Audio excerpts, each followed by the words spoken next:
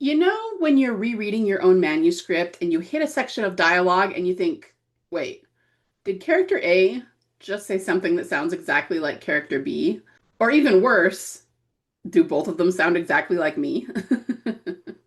Or you're in a scene that should feel very emotionally charged, but your protagonist just feels flat. Like you're just watching, the scene in the way you would if a camera just recorded the events, but you're not really feeling like you're living inside of them. And that's especially frustrating if this is a character that you have already worked really hard on. They have flaws, they have a backstory, they have story motivations. And still something is missing. They just don't feel alive on the page. Well, here's what I want you to hear. There's a very good chance that the problem that is causing this is not the problem you think it is. In this video, I'm going to walk you through some mistakes that quietly, invisibly flatten your characters, and that most authors don't even realize they're making. Because most people don't talk about these. They aren't necessarily in craft books, but they're responsible for a lot of that I don't know why this isn't working feeling that you often get when you're trying to get your story written. So if you're in the trenches trying to write a character who isn't landing the way you need them to, then this video is for you. Let's get into it. Before I get into the mistakes though, I want you to understand that it is not just you experiencing this. A lot of writers do. You are not like uniquely bad at this, okay? That's not a thing. This is actually more of a gap in how character craft gets taught, and it affects writers at every level. So here's what I hear constantly. My characters all sound the same. My dialogue feels interchangeable. I could switch the dialogue from character A to character B and nobody would blink an eye. My protagonist feels reactive, like things happen to her and she responds, but she doesn't feel like an actual real person who's driving her own story. I can describe what my character looks like and what she's trying to accomplish, but when I try to get into her head and write from her perspective, it feels a little hollow. It feels like me pretending to be someone else badly. And what is probably the most painful version of this, I am so far into my manuscript and I feel like I've lost track of who my character is. I keep describing her differently, like giving her three different eye colors in three different chapters. I can't remember if she was the one who was afraid of dogs or if that was my other character. And I have no idea what she would actually say in this scene because I don't have a clear enough sense of her own voice. Do any of those land for you? If yes, give me a facepalm in the comments. Now, I know that if you're struggling with any of these things, you have done stuff to try and solve it. I know that you are really trying hard to get your story finished. So, like, maybe you've tried reading your dialogue out loud to see if it sounds natural. And that's actually good advice. That helps you catch a few things, but it's not going to solve the problem of all of your characters sounding alike. Because the problem isn't really about whether your dialogue sounds natural in isolation. It's about whether that dialogue sounds like that particular character. And those are two different problems, right? Maybe you've tried writing character journals or getting into character in various ways, just free writing from their perspective before you sit down to write a scene. And again, it's not that that's bad, that can be helpful, but if you don't have a very clear intentional framework for who this character is, then every time you sit down to do that, you're going to be improvising. And the result is a character who feels slightly different from scene to scene. And at its worst, maybe their choices and their actions don't make sense. And the reader can't get on board with why that character just did that. Maybe at some point you wrote down a description for your character, but then you lost it, or it's just buried so deep in a file on your computer somewhere that you can't be bothered going to find it. So when you're rereading or you're editing, you realize you gave your character three different eye colors in three different chapters. Obviously, that's a problem. It's a discontinuity. It's especially bad if you make a big mistake like that and one of your beta readers catches it, and then you just kind of want to curl up and die a little bit. I know that's not just me. Here is what all of these attempts to fix the problem have in common. They're all reactive. They're fixes that you try to apply after the fact or in the moment, rather than taking care of things intentionally before you start writing. And that's the shift we need to make today, okay? So here are the three mistakes you're making. And I want you to really sit with these and think about them deeply because chances are one of them is the culprit behind what you're experiencing right now, behind the frustration that you're trying to work through. Mistake number one is not intentionally crafting your character's voice.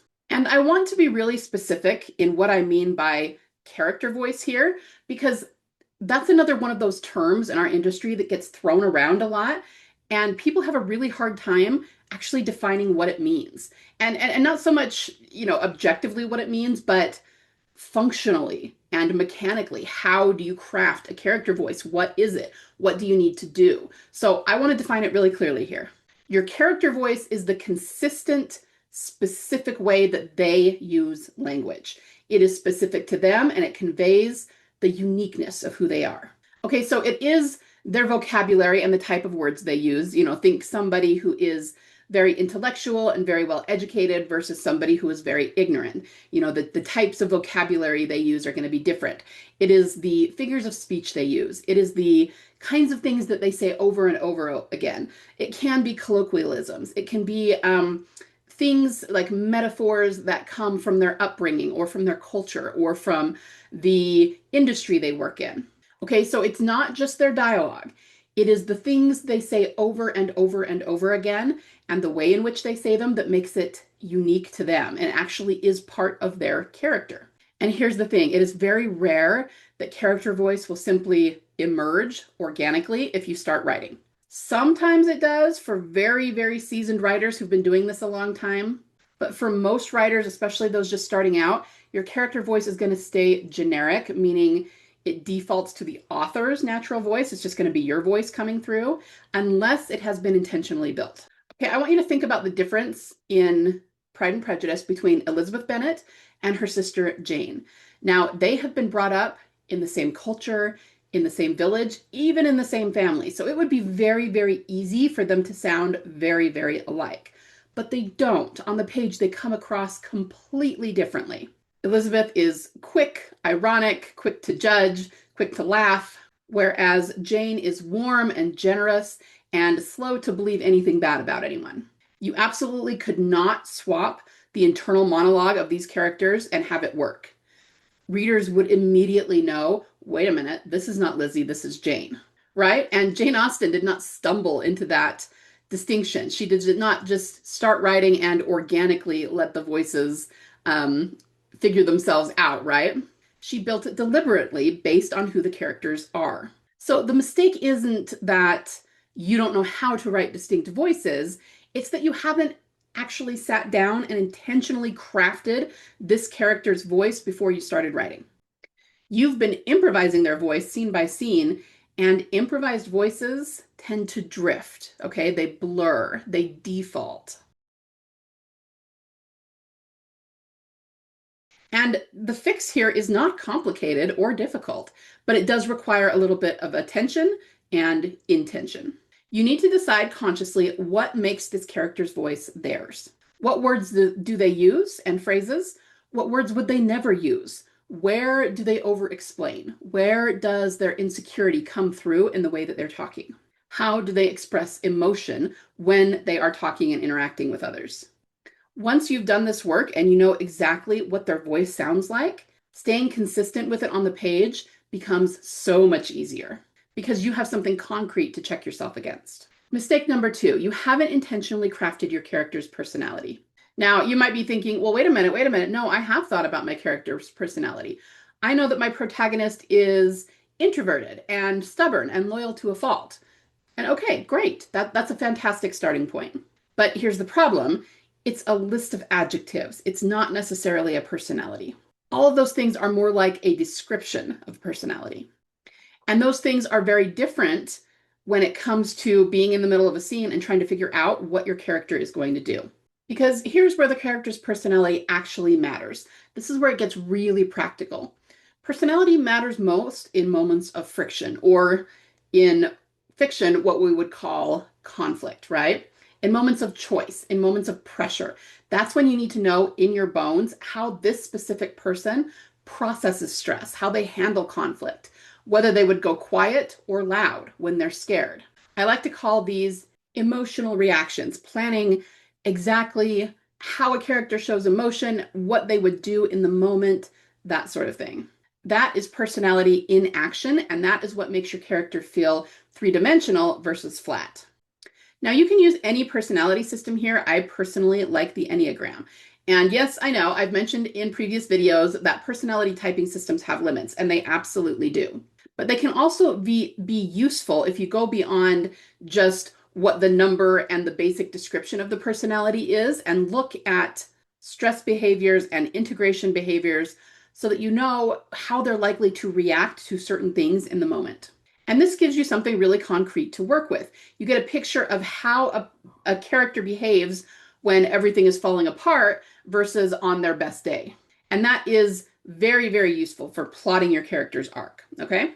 But make sure that when you're doing this, you don't stay at the surface level, okay? So a mistake version of this would be like someone saying, okay, my character is an Enneagram 4, she's dramatic and artistic, and they stop there.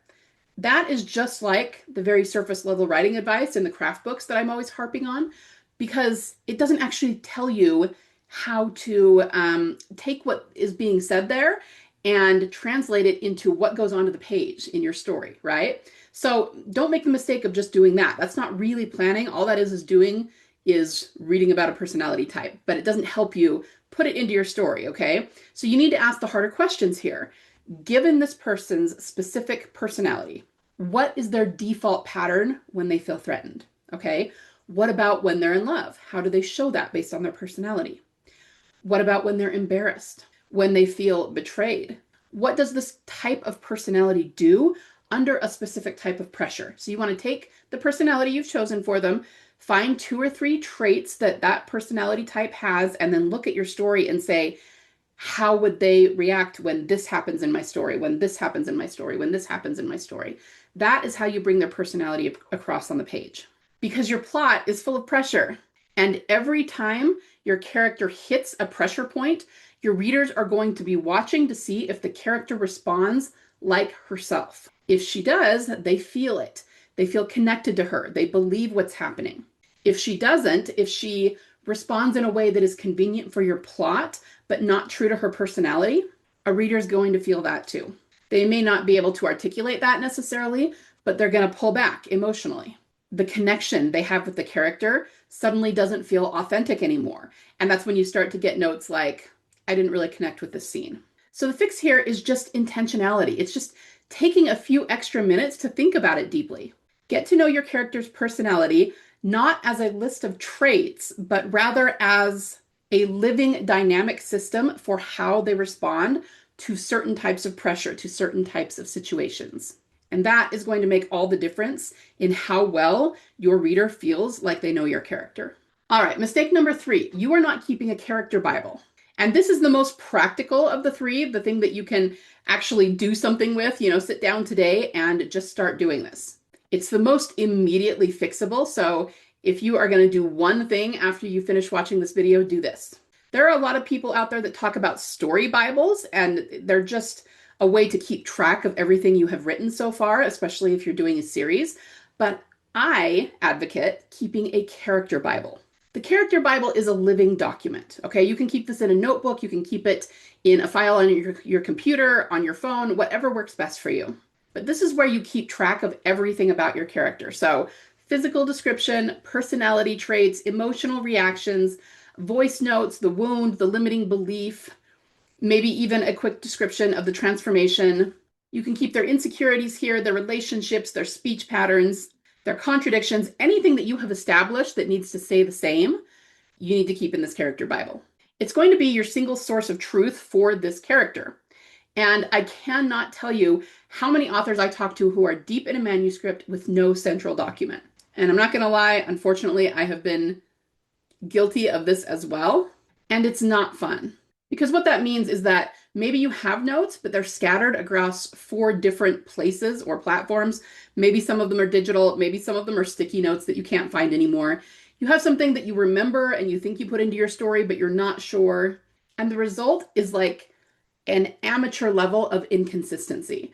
And that comes not because you're careless and not because you don't care about your story, obviously, but because the human brain is not a reliable storage system for hundreds of micro decisions made across months of writing, right? We are not built for that. There are so many moving pieces in your story that you have to keep track of. Stop trying to keep them all in your brain. The character Bible solves this. It may not be the most sexy solution. We would all love to say we just keep it all up here and drag it on out when we need it on the page, but that is not realistic. That is why you end up giving your character 3 different eye colors across 3 different chapters. Having a character Bible is the infrastructure that allows you to write with confidence, to make a decision about your character in chapter 2 and still be honoring that decision in chapter 22, without having to reread your entire manuscript every time that you are unsure or can't remember what you said before. Okay, at minimum, this is what you should include in your character Bible: physical appearance in specific detail, voice and speech patterns, a personality summary, including how they behave under stress, the wound and the limiting belief, the planned transformation, key relationships and how those relationships function. And as you write, anything you establish on the page that you need to stay consistent with. So this is hair color, the scar on the left hand, whether she takes her coffee black, the name of her child best friend she mentioned once in chapter 3. And anything, again, that is relevant to your story and that needs to stay the same, that you might need to call back to at some point, needs to go into your character Bible. And here's the thing I really want you to hear. It doesn't matter how far into your manuscript you currently are. Even if you don't have a character Bible, you can start one today. Go back through what you've written, pull out everything you've established, and put it in one place. Now, this may be a little bit of a pain if you're in the middle of a project, because it is going to take a few hours to get this done, but it will save you weeks of revision and frustration down the road. And once you learn how to do this and do it from the beginning when you're planning your next story, oh, it's going to make things so much easier. You can thank me later when you don't remember what that detail is, but you go back to your character Bible and it's right there. You've got it. You don't have to worry about being inconsistent or, screwing it up and saying one thing here and another thing there. It's just all there for you to have. Okay, so let's take a step back for a minute and look at what these 3 mistakes have in common, because there is a common thread running through all of them. Voice, personality, and character Bible. All of them are about intentionality. All 3 of them are things that authors assume will just happen if they spend enough time with their characters. But that's not true. That's something the author assumes that is incorrect. Actually, all of these things require a deliberate, proactive decision to build and maintain. And when you don't have them, when they are absent, you get symptoms that look like a dozen different problems. You have flat dialogue, you have inconsistent behavior, you have scenes that don't land, you have readers saying that they didn't feel it. But the root of the problem is always the same. The character was never fully or deliberately constructed. They were discovered in writing and never solidified into something stable. That's not a talent problem. It's not a creativity problem, and it is certainly not a discipline problem. It is a process problem. And process problems are fixable. Always. When you have an intentionally crafted voice for a character, their presence on the page becomes unmistakable. Let me give you one more example where we see this a lot of times from authors. You know those books where they feel like they have to write the character's name at the top of the chapter, like as the title? I'm not throwing shade to anyone who does that, but I can't help but feel that the reason for that is that they are afraid that you're not going to know who's speaking when they start the chapter. If you have an intentional character voice, you will not have that problem. The reader will immediately know who's speaking by the way that they sound. And the same holds true for the other things we've talked about. When you have an intentionally crafted personality, their choices under pressure feel inevitable and human. When you have intentionally crafted and kept track of what they look like, their description is always the same. Let's try Harry Potter out one more time. Every single time that Rowling describes him, she describes him the same way. And I don't just mean that he always looks the same. I mean, she uses the same words and phrases to describe him every single time. We are so afraid of repeating ourselves, but that intentional repetition helps readers to know who the character is. She always described him with the round spectacles, the green eyes, and the messy hair and the scar. And she used the same words and phrases every time. So we know exactly what Harry looks like, always. And of course, if you keep that information in your character Bible, you can write 400 pages or more with confidence that you're never going to lose track of who the character is. That's not a small thing. That's huge. That makes all the difference in the confidence with which you finish your story. Honestly, it's the difference between finishing a draft that feels like it's kind of falling apart and finishing a draft that you know is working. In the next video, I'm going to show you something that makes all of this very real. I'm going to share one of my students' stories. She came to me with a story that had been knocking around in her head for several years, and she knew who her main character was, or at least she thought she did. But as we started to go through this framework, she realized how much she did not have nailed down, and that was why her story was still swimming around in her head and had not been put on the page anymore. She went from, I'm not sure I'm ever going to be able to write this story because I just can't seem to sit down and get to it, to a place where she went, wow, this is how I finish it. Now I'm going to be able to. So this video is right here. Please check it out and see what a difference these frameworks make to authors who actually implement them.